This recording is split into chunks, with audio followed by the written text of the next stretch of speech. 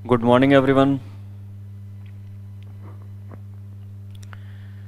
Puzzle test जो chapter है इसके बारे में कुछ महत्वपूर्ण बिंदुओं को कल हमने समझा था और वो महत्वपूर्ण जो बिंदु थे वो ये थे कि पजल टेस्ट के अंदर कुछ इंडिकेशन किन्हीं लाइनों के द्वारा किसी जानकारी को अरेंज करने के लिए दिए जाते हैं। तो वो जो इंडिकेशन होते हैं वो हर पजल के अंदर कुछ फिक्स होते हैं। वो इंडिकेशन जो फिक्स होते हैं उन पर जैसे अपन आज भी बात कर लेते हैं।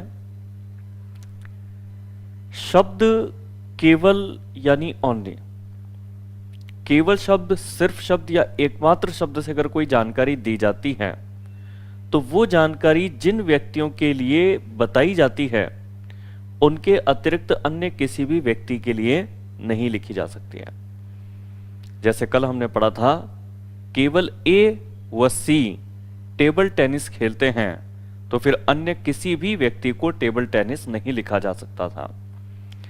इसके बाद हम ये ध्यान रखें, यदि कोई पंक्ति पढ़कर सारणी में नहीं भरी जा सके, ये किस तरह की पंक्तियां होती हैं जिनमें आपको यदि कोई लाइन जो है बिना नाम के दी जाए कि जिस भी व्यक्ति को लाल रंग पसंद है वह बैडमिंटन खेलता है, जिस भी व्यक्ति को नाम नहीं दिया, तो फिर ऐसी लाइनें शुरुआत में नहीं भरी जाती हैं, उन्हें पेंडिंग अंडरलाइन करके छोड़ दें जिससे उसे आवश्यकता पड़ने पर भर सकें।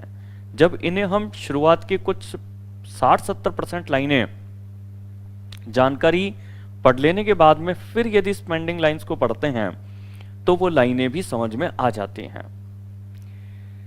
इसके बाद है, किसी एक व्यक्ति या अधिक व्यक्तियों के लिए कुछ तथ्य मना किए जाते हैं, इन्हें इंडिकेट करना आवश्यक है। जैसे कहा जाए कि एस को पीला रंग पसंद नहीं है, यानी जिन लाइनों में नहीं करके किसी इंफॉर्मेशन को कहा जाता है, मना किया जाता है, उन लाइनों को भी ध्यान से समझे, इंडिकेट करें, क्योंकि जो भी मना वाली लाइन होती हैं वो भी लास्ट में बचे हुए डेटा के रूप में, जब हमारे पास में कुछ डेटा बचे हुए थे तो जो मना था उसको हटाने के बाद एक ही बचेगा और आप उसे फिल कर पाएंगे। तो ये जितनी भी चीजें थी कल हमने क्लास के अंदर विस्तृत रूप से देखी थी, उदाहरण के साथ देखी थी। तो अगर इन चीजों के बारे में जैसे किसी की कोई क्लास पिछली छूटी हुई है तो वो पिछला वीडियो देख ले, तो उसे ये जो चीजें हैं ये क्लियर होंगी। ठीक है, चलो तो आगे बढ़ते हैं इसमें। अब यहां पर इन सभी चीजों को समझने के लिए एक पजल हम सामने यहां पर देख रहे हैं। इस पजल के अंदर पजल जनरली जो होते हैं उनके अंदर 7 व्यक्ति हमें बताए जाते हैं। 7 सहकर्मी या 6 व्यक्ति या किन्हीं भी व्यक्तियों पर जब हमें कोई इंफॉर्मेशन दी जाती है तो वो इंफॉर्मेशन एक क्रम में व्यवस्थित करने के बाद इस पर पूछे गए जितने भी प्रश्न हैं उन्हें हल किया जा सकता है। जैसे ये इंफॉर्मेशन अरेंज करने के बाद में इसमें इस प्रकार से आपको क्वेश्चन मिलेंगे। तो जो पजल हमें दिखाई जाती है उन पजल में कुछ व्यक्ति हमें बताए जाते हैं। जैसे इस पजल के अंदर है कि 7 व्यक्ति हैं, एक संस्था के 4 अलग अलग विभागों में ये लोग काम करते हैं। तो इसमें जानकारी ये है, 7 व्यक्ति किसी डिपार्टमेंट में अलग अलग विभाग में मार्केटिंग, फाइनेंस, एचआर, आईटी में काम करते हैं। अब कौन सा व्यक्ति किस विभाग में काम करता है इसकी जानकारी हमें नीचे दी जाएगी। इसके बाद में है, किसी भी विभाग में 2 से ज्यादा सहकर्मी नहीं है। इस चीज का आपको ध्यान रखना है कि ज्यादा सहकर्मी आप नहीं लिख पाएंगे। तो इस बाउंडेशन को याद रखते हुए अगर इन लाइनों को आप पढ़ेंगे तो जो अरेंजमेंट है वो कंप्लीट कर पाएंगे आप। इसके बाद में उनमें से हर एक ने अलग रंग की कमीज पहनी हुई है और ये रंग है सफेद, नीला, क्रीम, हरा, काला, पीला, गुलाबी। जरूरी नहीं कि उसी क्रम में हो। 7 व्यक्ति हैं, सभी को अलग अलग रंग जो है पसंद है, तो सबके लिए अलग अलग कलर यानी 7 कलर दिए हुए हैं, अलग रंग की कमीज पहनी हुई है और 4 विभागों में ये 7 लोग काम करते हैं। तो 2 इंफॉर्मेशन हो गई, व्यक्ति किस विभाग में काम करता है, किस रंग की कमीज पहने हुए हैं। यहां से इन लाइनों को अपन भर सकते हैं और भरना कैसे है अब वो सीख लेते हैं अपन। तो पजल जब हमें हल करनी हो तो पजल हल करने के लिए जितने भी ये व्यक्ति थे इन सभी व्यक्तियों को एक लाइन में हम लिखेंगे। ये व्यक्ति थे AHJSVDR, तो इन व्यक्तियों को हम एक लाइन में ऐसे लिखेंगे हम।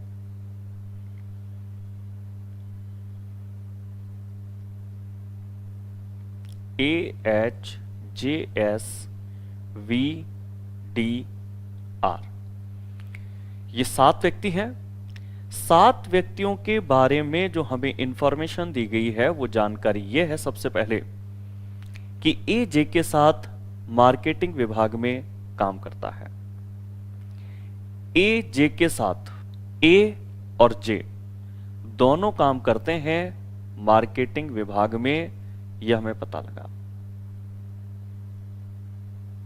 मगर ये पजल बनाने के साथ ही हमें एक लाइन जो याद रखनी है इसके अंदर, वो ये है, यहां पर हमने पढ़ी थी कि किसी भी विभाग में 2 से ज्यादा सहकर्मी नहीं होंगे। इस लाइन को हमें लास्ट तक याद रखना है। तो किसी भी विभाग में 2 से ज्यादा सहकर्मी नहीं है, तो अब ये चीज आप क्लियर कर लें कि अगर मार्केटिंग विभाग आपने 2 व्यक्तियों को दे दिया तो अब मार्केटिंग विभाग अन्य किसी को आप नहीं लिख सकते हैं फिर, क्योंकि 2 से ज्यादा किसी भी विभाग में व्यक्ति कार्यरत नहीं है। अब इसके अंदर आगे है, ए जे के साथ मार्केटिंग विभाग में काम करता है और सफेद रंग की कमीज नहीं पहनी है इसने।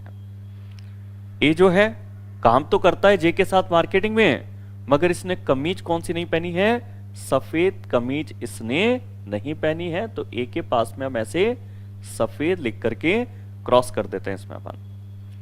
थोड़ा सा ज्यादा ऊपर लिख दिया तो इसको सही जगह लिख देता हूं मैं।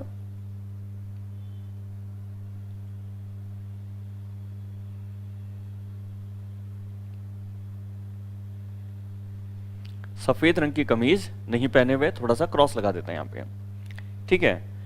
इसके बाद में अब अपने पास में आगे लाइन है, वी ने पीले रंग की कमीज पहनी हुई है। वी ने अगर पीले रंग की कमीज पहनी है तो सीधे सीधे इंफॉर्मेशन जो पता लगी उसको हम यहां पर फिल कर देते हैं।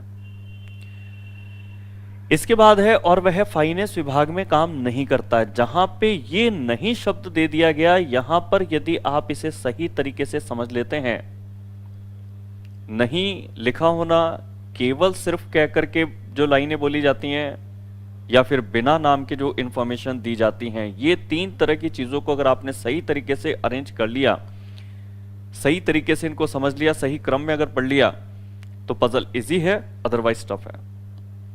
जब इसने कहा फाइनेंस विभाग में काम नहीं करता है, वी पीले रंग की कमीज पहनी है और फाइनेंस विभाग में काम नहीं करता है, तो फाइनेंस में अगर ये काम नहीं करता तो मुझे ये भी पता है कि ये मार्केटिंग में काम नहीं कर सकता, फाइनेंस में काम करेगा नहीं। तो अब हमारे पास इसके अलावा जो विभाग बचे हैं वो बचे हैं एचआर और आईटी। वी काम करेगा इन दोनों में से किसी एक में, तो मैंने यहां पर दोनों को अभी ऑब्लिक बना के लिख दिया कि भाई दोनों में से कोई एक जो है वो वी के लिए लिखा जाएगा। इसके बाद में जो ये कहता है कि एच एस के साथ एक ही विभाग में काम करता है, एच का और एस का जो विभाग होगा वो सेम होगा। अब वो कौन सा विभाग है वो अभी तक हमें कंफर्म नहीं है।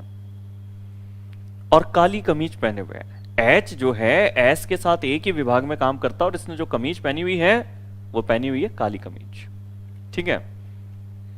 और आगे इंफॉर्मेशन को पढ़ते हैं इसके अंदर।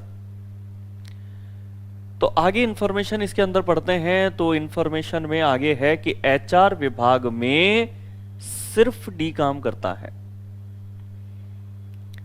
एचआर विभाग में सिर्फ डी काम करता है। तो एचआर विभाग में अगर सिर्फ डी काम करता है तो यहां पर एचआर लिखेंगे हम, इसमें डी काम करता है, मगर उसने यह भी कहा कि एचआर विभाग ऐसा है जिसमें सिर्फ डी काम करता है। तो अगर एचआर विभाग में सिर्फ डी काम करता है तो यहां पर एचआर विभाग अन्य किसी भी जगह पर नहीं लिखा जा सकता, क्योंकि एचआर के लिए कहा गया कि ऐसा विभाग है जिसमें सिर्फ डी काम करता है। तो एचआर विभाग अगर अन्य किसी में नहीं आएगा तो उससे यह कंफर्म हो गया कि वी का जो विभाग है वो क्या होगा? आईटी होगा। और जैसे ही अगर आप यहां पर इसका विभाग आईटी तय कर लेते हैं तो ये पजल टेस्ट की पहली स्टेप आपने तय करी है यहां पे कि भाई स्टेप पजल टेस्ट की हमारी तरफ से उठाना वो कही जाती है कि जो लाइन यहां नहीं लिखी है फिर भी आपने समझ ली। उसने कहा था वी का विभाग फाइनेंस नहीं है। अब वी का विभाग फाइनेंस नहीं है तो मार्केटिंग नहीं होगा, ये हमने क्लू किया कि भाई दो से ज्यादा विभाग दे नहीं सकते थे, मार्केटिंग दो में आ चुका था। एचआर आईटी में से एचआर क्यों नहीं आ सकता वी के लिए, क्योंकि एचआर तो ऐसा विभाग है जिसमें सिर्फ डी काम करता है। तो हमने कहा इसका मतलब तो ये हुआ कि वी का विभाग क्या होगा, आईटी। और जो ये हमने मतलब निकाला इतनी लाइनों को मिला करके, बस यही है पजल टेस्ट सॉल्व करना। अब यहां पर वी का विभाग अगर आईटी तय हो गया तो आगे ये भी कहता है वो कि आर उसी विभाग में है जिसमें वी है।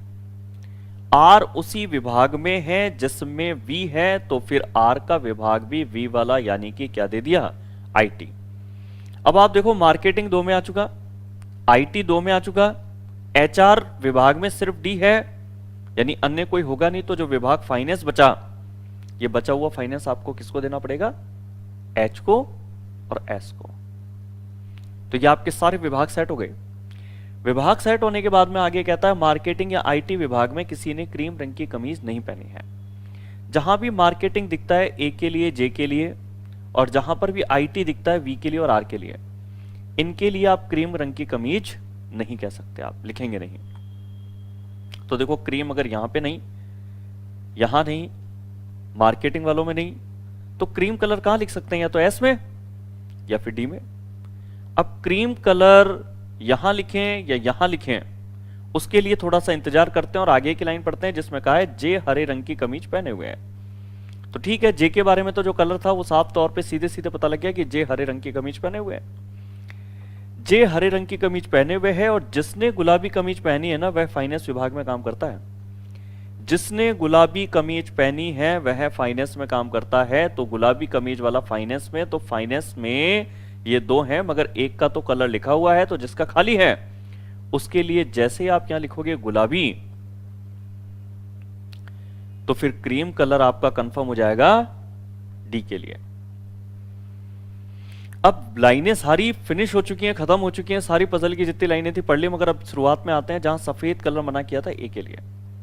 अब सफेद कलर अगर ए के लिए मना था तो सफेद तो दे देते हैं आर को। अब हमारे पास जो भी कलर बचा होगा वो हम ए को देंगे। अब बचा हुआ कलर कौन सा है तो वो भी एक बार देख लें कि कलर की जो लिस्ट थी वहां पे चल के, तो कलर की ये लिस्ट थी जिसमें सफेद, नीला, नीला भी हमने नहीं भरा, तो नीला कलर आपका बचा हुआ है, और ये बचा हुआ जो कलर नीला है ये हम भरेंगे इसमें, ये नीला। इस तरह से आपकी पजल कंप्लीट होगी। इन व्यक्तियों के इधर की साइड तो ये हो गए कलर और इधर की साइड हो गए इनके विभाग। जैसे ही अगर हम यहां पर ये सारी इंफॉर्मेशन फिल कर लेते हैं तो फिर इन पर जो पूछे गए क्वेश्चन होते हैं उन्हें सॉल्व करना फॉर्मेलिटी होती है। जैसे कि यहां पर अपन अब क्वेश्चन पे आते हैं। देखो आपका ये अरेंजमेंट बन चुका है, तो अरेंजमेंट बनने के बाद आपका ये क्वेश्चन है कि क्रीम रंग की कमीज किसने पहनी है। तो क्रीम रंग की जो कमीज है वो किसने पहनी है, डी ने पहनी है। ये आपका आंसर हो गया। पूछा गया एस किस रंग की कमीज पहने हुए हैं, तो बड़ा आसान होगा, एस ने कौन सा कलर पहना है, गुलाबी पहना है, तो ये उत्तर टिक कर दिया हमने डी वाला इसमें। ठीक है, इसके बाद में अगले क्वेश्चंस पे चलते हैं क्योंकि इसके अंदर मुख्यतः 5 प्रश्न तक हमसे पूछे जाते हैं इसके अंदर। चलो अगले क्वेश्चन में अब हमारे पास में है आर किस विभाग में काम करता है। तो ये आपका आर है और ये कौन से विभाग में काम करता है, ये आईटी में। तो यहां पर उत्तर क्या टिक कर देंगे हम, फर्स्ट वाला, ए वाला। आर ने किस रंग की कमीज पहनी है, आर ने किस रंग की कमीज पहनी है, तो आर ने कौन सा कलर पहना हुआ है, सफेद पहना हुआ है। अगला क्वेश्चन भी स्क्रीन पर दिख रहा है, फाइनेंस विभाग में काम कौन करते हैं। तो फाइनेंस विभाग है ये वाला, और फाइनेंस विभाग में काम करते हैं एच और एस। तो यहां पर उत्तर एच और एस यानी कि सी वाला हम टिक करेंगे, इसमें एस एस दिया हुआ है, ये उत्तर हो गया हमारा। चलो इस तरह का एक और पजल मैं आपको बता देता हूं। अगला पजल है ये वाला। इस पजल के अंदर भी आपके पास में 7 व्यक्ति हैं।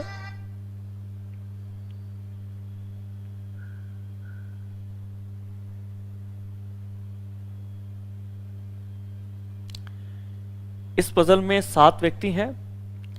थर्ड टियर स्लीपर बर्थ वाले ट्रेन के एक डिब्बे में ये लोग सफर कर रहे हैं।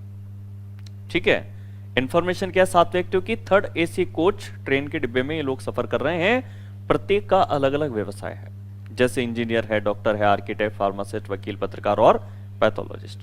उनमें से 2 व्यक्ति लोअर बर्थ पे हैं, 3 मिडिल बर्थ पे और 2 अपर बर्थ पे हैं। तो इंफॉर्मेशन हमारे पास में जो 2 बेस है वो क्या है। एक, ये लोग अलग अलग प्रोफेशन के हैं।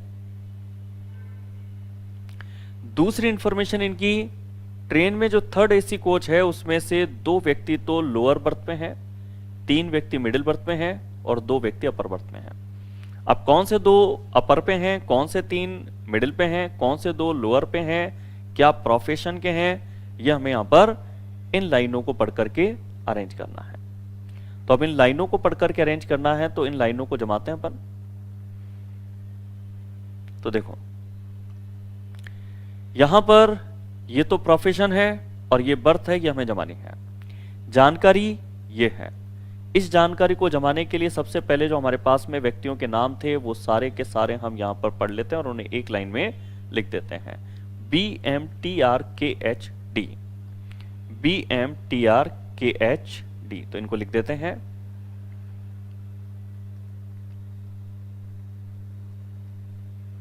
ये 7 व्यक्ति हैं जिनके बारे में हम जानकारी लिख रहे हैं। जानकारी इसमें लिखते समय सबसे पहले बी के बारे में हमें इंफॉर्मेशन ये दी गई कि बी जो है वो इंजीनियर है। तो ये लो बी के बारे में जो पता लगा कि बी इंजीनियर है। बी इंजीनियर है, अपर बर्थ पे नहीं है, और ये अपर बर्थ पे नहीं है तो हमने यहां पर क्रॉस कर दिया कि अपर बर्थ पे नहीं है। आर्किटेक्ट एकमात्र ऐसा व्यक्ति है जिसने बी की तरह की बर्थ ली हुई। अब यहां पर एक चीज का थोड़ा सा आप ध्यान रखिएगा, एकमात्र शब्द का प्रयोग है। एकमात्र, सिर्फ या केवल शब्द से अगर कोई लाइन बोली जाती है तो उस लाइन को ध्यान से पढ़ें, क्योंकि ये क्लू लाइनें होती हैं, हिंट करती हैं आपको। तो यहां पर यदि हम इसको दोबारा ध्यान से एक बार पढ़ लें कि बी के बारे में उसने क्या स्पेशल एक चीज बोली, कि बी के बारे में उसने कहा वो एकमात्र है। किस बारे में एकमात्र है वो? बी एकमात्र, बी इंजीनियर है, अपर बर्थ पे नहीं है, और एकमात्र बी के लिए आर्किटेक्ट के लिए बोला इन्होंने, सॉरी। आर्किटेक्ट एकमात्र ऐसा व्यक्ति है जिसने बी की तरह की बर्थ लिया है। कि इन व्यक्तियों में से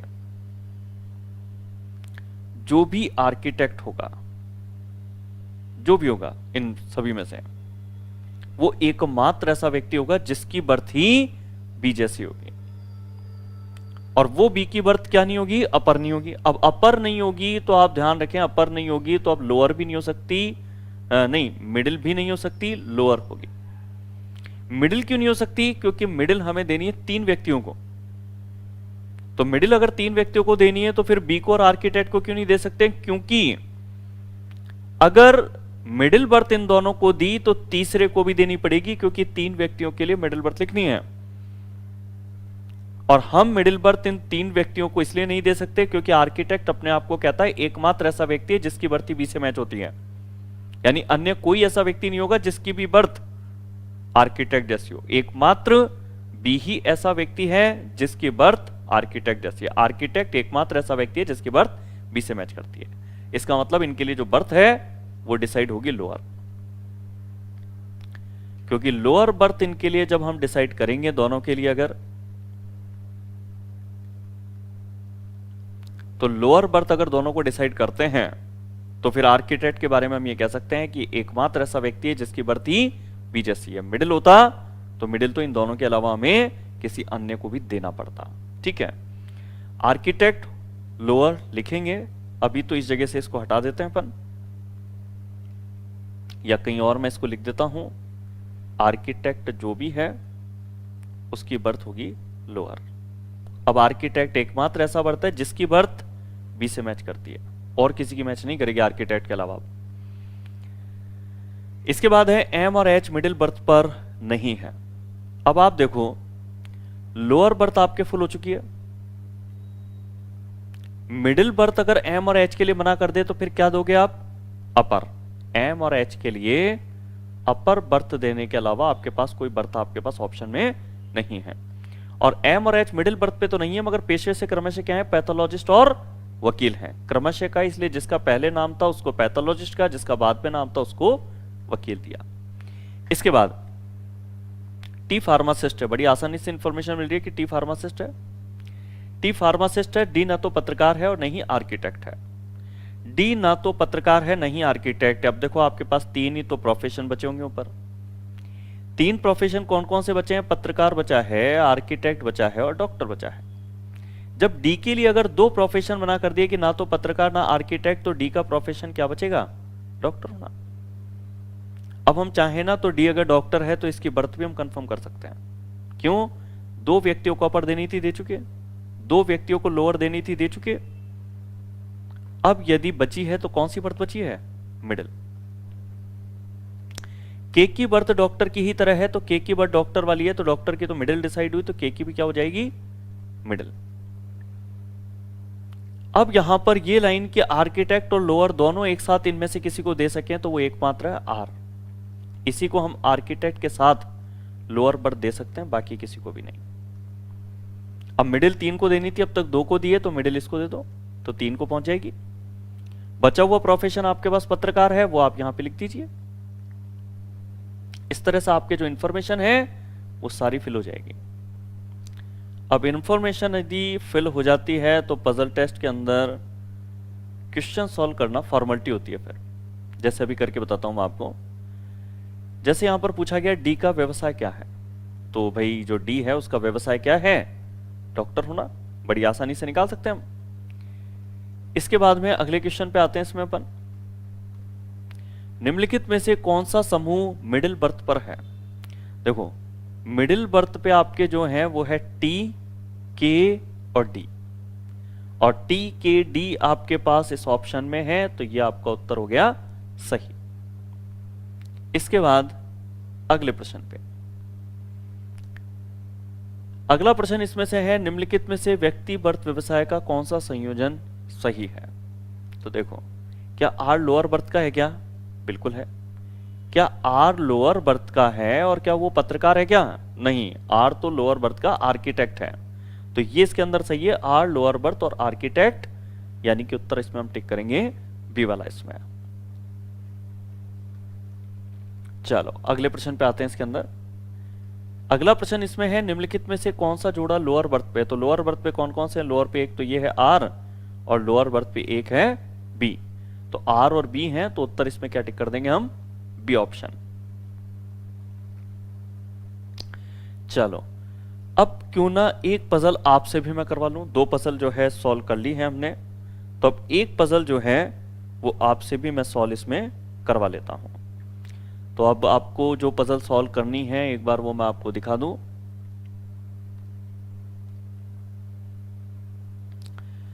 आईएएस 2017 के पेपर में ये पजल पूछी गई थी। क्वेश्चन शायद आपको पूरा पूरा शो नहीं हो रहा होगा, तो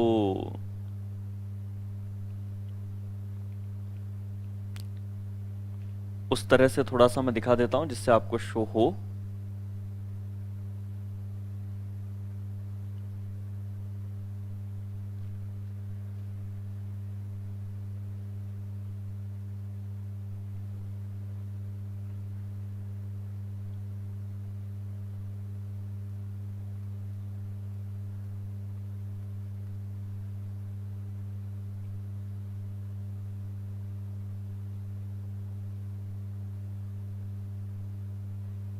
ऊपर की एक लाइन आपको नहीं दिख रही होगी, वो लाइन मैं आपको बता देता हूं क्या है, या फिर यहां पे लिख ही देता हूं मैं लाइन।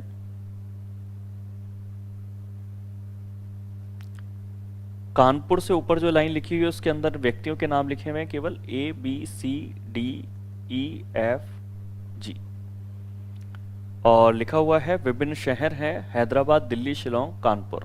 तो कानपुर से पहले जो शहर लिखे हुए हैं वो ये शहर लिखे हुए हैं, हैदराबाद, दिल्ली, शिलोंग। इस पजल को आप हल करके देखिए।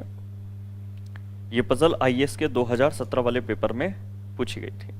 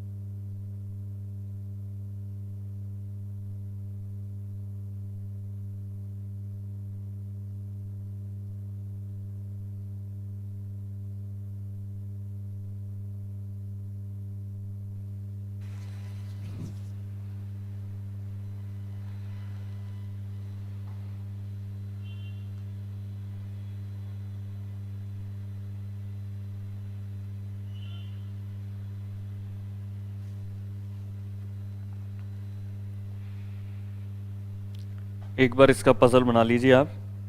पजल बनाने के बाद में इसके क्वेश्चन भी मैं आपके सामने शो करूंगा अभी।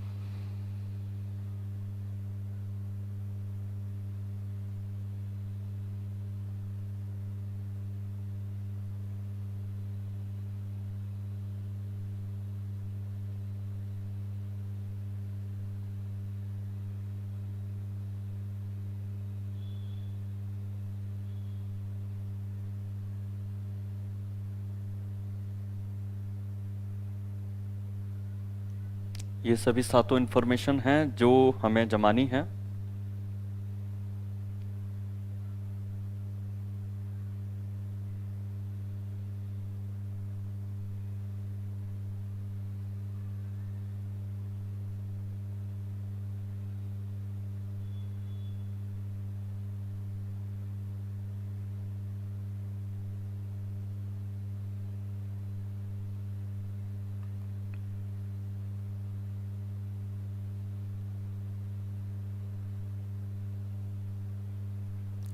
कितने स्टूडेंट ऐसे हैं जो पजल बना चुके हैं, वो एक बार कमेंट करें। अगर पजल बना चुके हैं तो फिर मैं क्वेश्चन जो हैं इसके वो डिस्प्ले करूंगा आपके सामने।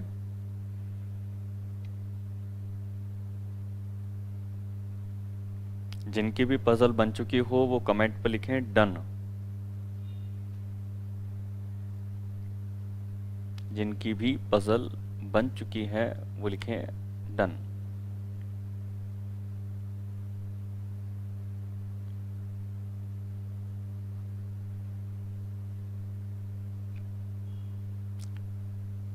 देव ने पजल बना ली है। धनपाल मीना की भी बन चुकी है।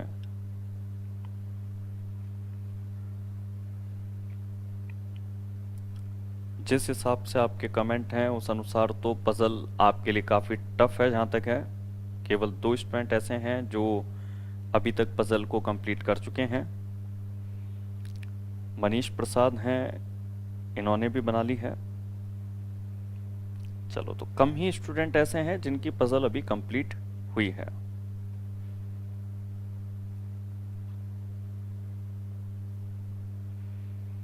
Dinesh Kumar, good morning. Good morning.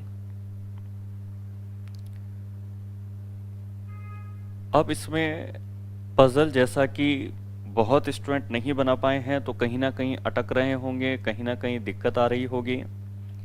तो इस पजल को मैं ही आपको सॉल्व करा देता हूं। यहां पर जो शहर हैं, इन 7 शहरों में ये 7 व्याख्याता हैं और आवश्यक नहीं कि इसी क्रम में हो। उनमें से प्रत्येक व्यक्ति अलग अलग विषय का व्याख्याता है। ये विषय यहां पर लिखे हुए हैं। चलो, ऋषिकेश की भी डन हो चुकी है। चलो, अब मैं आपको एक बार तो पहले पजल सॉल्व ही करवा देता हूं, ये कि कैसे बनेगी। आईएएस 2017 के पेपर में ये पजल पूछी गई थी। पजल बनाने के लिए जितने भी 7 व्यक्ति हैं उन 7 व्यक्तियों को हम यहां पर इस तरीके से एक लाइन में लिख देंगे। ठीक है ना। लिखने के बाद में एक इंफॉर्मेशन हम लेफ्ट साइड पे लिखेंगे, एक इंफॉर्मेशन हम राइट साइड पे लिखेंगे। यहां पर कानपुर का व्याख्याता भूगोल में विशेषज्ञ है, तो बिना नाम के अगर दोनों इंफॉर्मेशन दी गई है तो इस लाइन को हमें पेंडिंग छोड़ना होगा। यह हमारे नियम के अनुसार है। दूसरा है व्याख्याता डी शिलोंग का है, तो व्याख्याता जो डी है वो शिलोंग का है, तो यहां पर हम शहर लिख देते हैं इनके लिए शिलोंग। इसके बाद हमें पता लगता है कि व्याख्याता सी दिल्ली का है, तो जो जो पता लगता है उसको हम यहां पे लिख लेते हैं। व्याख्याता सी जो है वो दिल्ली का है। समाजशास्त्र में विशेषज्ञ है, तो इसका तो हमें विषय भी पता लग गया। ये विशेषज्ञ है समाजशास्त्र का। व्याख्याता बी ना तो इतिहास नहीं गणित में विशेषज्ञ है। जब नहीं कह करके अगर कोई इंफॉर्मेशन कही जाती है तो ये मान के चलिए कि लास्ट में जाकर के जब आप सभी लाइनें पढ़ लेते हैं तो नहीं वाली लाइनों को पढ़ने से उस जगह पर क्या फिल होगा ये भी पता लग जाता है। तो बी के लिए अगर दो चीजें मना है तो दोनों को यहां पर सामने मना कर देते हैं, इतिहास और गणित, ये इनके लिए बी के लिए मना है। व्याख्याता ए जो अर्थशास्त्र में विशेषज्ञ है, व्याख्याता जो ए है ये विशेषज्ञ है अर्थशास्त्र का, अर्थशास्त्र में विशेषज्ञ है, हैदराबाद का नहीं है। यहां पर भी नहीं करके इंफॉर्मेशन है तो यहां पर हम थोड़ा सा हैदराबाद लिख करके इसको क्रॉस कर देते हैं कि ए के लिए हैदराबाद शहर नहीं लिखा जाएगा। इसके बाद में है कि व्याख्याता एफ जो वाणिज्य में विशेषज्ञ है, एफ का पता लगा कि ये विशेषज्ञ है वाणिज्य में, श्रीनगर का है, और ये जो एफ है ये है श्रीनगर का। व्याख्याता जी जो सांख्यिकी में विशेषज्ञ है, व्याख्याता जी जो है वो विशेषज्ञ है सांख्यिकी में। व्याख्याता जी जो सांख्यिकी में विशेषज्ञ है चेन्नई का है, और ये जो है ये है चेन्नई का। अब जितना आसानी से भर सकते थे सब भर लिया। अब हमारे पास में कुछ लाइनें बची हैं जिनको हमें बाद में जाके पढ़ना है, यानी कि कुछ हिंट वाली लाइनें थी, क्लू लाइनें थी। तो देखो कौन कौन सी थी, एक तो ये लाइन थी, एक वो नहीं वाली लाइनें थी। ये लाइनें हमारे पास में ऐसी हैं जो हमें हिंट कर रही थी। इनका हिंट समझते हैं। हमारे पास एक ऐसा व्यक्ति है जिसका शहर कानपुर होगा और उसका विषय होगा भूगोल। अब दोनों जगह खाली हो तो वो किसके लिए, एक तो बी के लिए खाली है, एक ई के लिए खाली है, दोनों जगह खाली केवल इन दोनों में है। अब हमारे पास में जो विषय हैं ये विषय खाली हैं 3, और 3 विषय में से बी को 2 विषय मना है, गणित और इतिहास। गणित, इतिहास, भूगोल, 3 हमारे पास विषय हैं, भूगोल, गणित, इतिहास। उसमें से बी के लिए गणित और इतिहास अगर मना है तो गणित और इतिहास मना है, तो बचा हुआ विषय भूगोल हम लिख देंगे बी के लिए। अब आते हैं शहर पर। शहर यहां पर हैदराबाद का नहीं है, ये लिखा हुआ है हमारे पास में। तो अगर ये हैदराबाद, मगर एक चीज कर लेते हैं कि भूगोल में जो विशेषज्ञ है वो कहां का है, कानपुर का। तो एक बार ये लिख लेते हैं बन, क्योंकि ये लिखने पर ही हमें क्लियर होगा कि अगर हैदराबाद ए को नहीं देंगे तो हैदराबाद बचे हुए किसको देंगे, ई को, क्योंकि और कोई जगह हमारे पास खाली नहीं है। अब हमारे पास जो भी एक शहर बचा है, जैसे मुंबई बचा है, उसको तो हम लिखेंगे यहां पर। तो इससे शहर जितने भी थे वो सारे कंप्लीट हो गए। अब अगर हम आते हैं इसमें विषय की, कि विषय हमारे पास 2 बचे हैं, गणित और इतिहास, ये किसको लिखें, तो हमारे पास ये तीनों लाइनों का हमने इस्तेमाल कर लिया। फिर भी अगर पता नहीं लगा कि गणित और इतिहास किस किस को दें, तो फिर ऑब्लिक बना के आप लिखेंगे कि गणित और इतिहास में से कोई भी डी के लिए हो सकता है, और गणित और इतिहास में से कोई भी ई के लिए हो सकता है। तो यहां पर पजल से जो इंफॉर्मेशन मिली उसमें केवल डी और ई ऐसे व्यक्ति हैं जिनका गणित और इतिहास में से कौन सा विषय लिखा जाए वो कंफर्म नहीं है। चलो, जितनी पजल बनी, अब आ जाते हैं क्वेश्चनों पर अपन। तो अब आते हैं इसमें क्वेश्चनों पर अपन। तो क्वेश्चन आपके पास में है ये वाले। अब जैसी पजल यहां पर मैंने बना के आपको दिखाई है वैसी आपकी बनी है तो बहुत अच्छी बात है, और हो सकता है आपके इसमें गलत भी कईयों की बन गई हो। कई जनों ने हालांकि इसमें डन लिख दिया था, वो चेक कर लें कि उनकी पजल सही है या नहीं बनी है। क्वेश्चन चेक करते हैं, भूगोल का विशेषज्ञ कौन है। तो भूगोल कहां पे लिखा है, ये रहा, और भूगोल का विशेषज्ञ कौन है, बी है। इसके बाद अर्थशास्त्र में विशेषज्ञ व्याख्याता किस शहर का है, तो अर्थशास्त्र में जो विशेषज्ञ है वो शहर है मुंबई का। ये प्रश्न सॉल्व हुए। ये प्रश्न सॉल्व होने के बाद में अगले प्रश्न पे इसमें आते हैं अपन। ये अगला प्रश्न, निम्नलिखित में से कौन हैदराबाद का है, तो हैदराबाद का इनमें है ई, हैदराबाद का ई है, ये आंसर लगा दिया। यहां पर कई जगह उत्तर आप ये भी देख पा रहे हैं निर्धारित नहीं किया जा सकता क्योंकि आंकड़े अपर्याप्त हैं, क्योंकि आंकड़े तो अपर्याप्त हैं, मगर ये आंकड़े अपर्याप्त किसके लिए थे, डी के और ई के लिए, विषय बताने के लिए आंकड़े पर्याप्त हैं। अगर यहां पे प्रश्न ये पूछता कि डी किस विषय का व्याख्याता है तो आपका उत्तर सही होता निर्धारित नहीं किया जा सकता। मगर जो प्रश्न इसने पूछा है कि निम्नलिखित में से कौन हैदराबाद का है, तो ये तो हम बता सकते हैं कि हैदराबाद का कौन है, ई है। मगर ई के बारे में पूछा जाता कि ये किस विषय का व्याख्याता है, तो फिर आपका उत्तर जाता निर्धारित नहीं किया जा सकता। ठीक है, इस तरह के प्रश्न तो आपके आते ही हैं,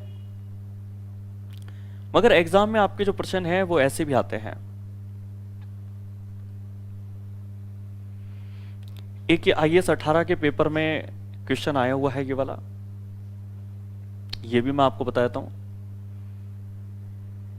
4 छात्र हैं, A, B, C और D। 4 जो छात्र हैं उनमें 4 विभिन्न शहरों PQRS में पढ़ रहे हैं। कौन से विषय पढ़ रहे हैं? साइंस कॉलेज, आर्ट्स कॉलेज में, कॉमर्स कॉलेज में, इंजीनियरिंग कॉलेज में ये पढ़ रहे हैं लोग, और 4 विभिन्न राज्यों से हैं। तो इंफॉर्मेशन बहुत तरह की हो गई इसमें, राज्य हो गए, कॉलेज हो गए और शहर हो गए। एक व्यक्ति के लिए 2 नहीं 3 इंफॉर्मेशन हो गई।